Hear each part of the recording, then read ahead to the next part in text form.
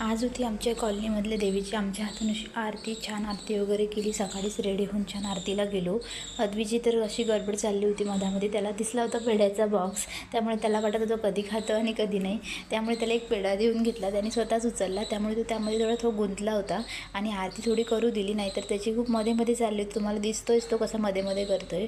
असं आमच्या कॉलनीमध्ये अशी आरती प्रत्येकाच्या जोडीने असते, प्रत्येक सकाळी आणि संध्याकाळी। असं मग आम्ही पण ठरवलं होतं की एक दिवस आपण सुद्धा आरती करूया। आम्ही आज आरतीला गेलो होतो।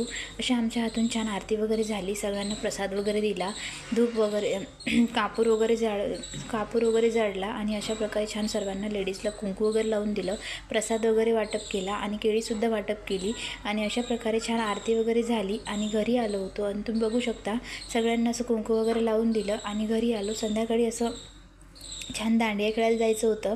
आज म्हटलं आज तरी दांडिया खेळूया। अद्दू तर राहतच नसतो, पण त्याला त्या दादाजवळ बसून देते मी आणि छान थोडंफार दांडिया एन्जॉय करते।